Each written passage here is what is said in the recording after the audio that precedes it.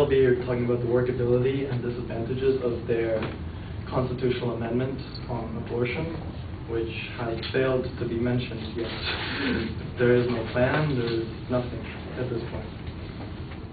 Firstly, I'd like to talk about the workability of a constitutional amendment, if that is what they are proposing.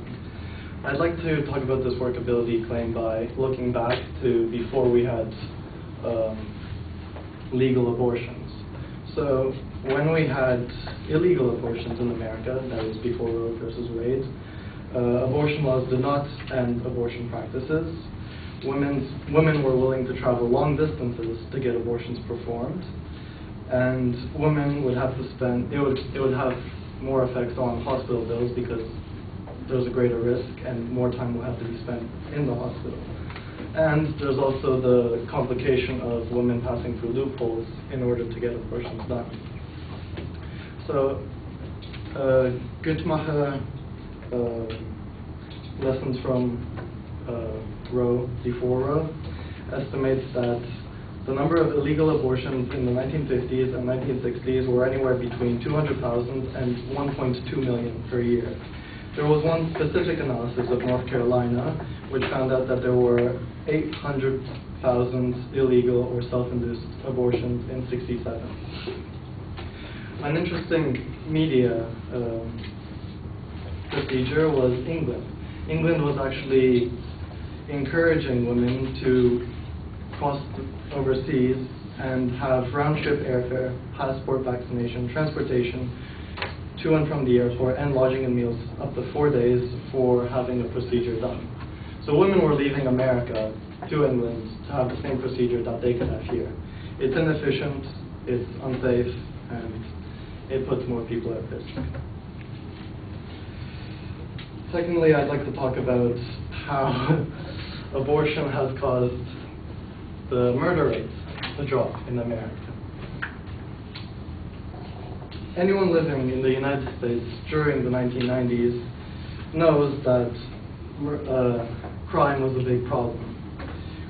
Criminologist James Allen Fox predicted that the next crime wave will get so bad that will make 1995 look like the good days. But instead of going up, crime began to fall.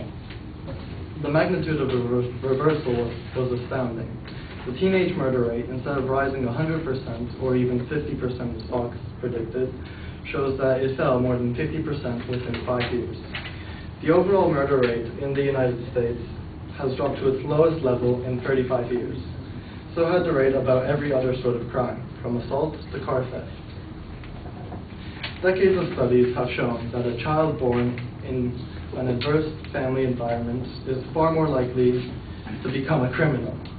And the millions of women most likely to have an abortion in the wake of Roe versus Wade, that were the poor and the unmarried, for whom illegal abortions have been too expensive or too hard to get, were models of this adversity. So we essentially have a prevention tactic where those children who would have become criminals are not being born because you have abortions. Lastly, I'd like to talk about the feasibility of having a constitutional amendment for abortion. As you know, amending the Constitution is a two-part process which involves the ratification by a two-thirds vote in Congress, or you can have a constitutional convention. And after this period, you would have to go into the Senate, which would also need a three-fourths of the states to agree to the amendment. And this usually takes a long time, and at this point, we don't have the amount of people who want to have a constitutional amendment.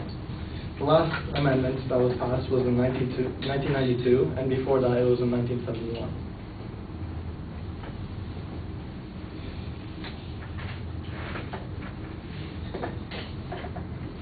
I mentioned that a number of people do not want the constitutional amendment on abortion, And this is based on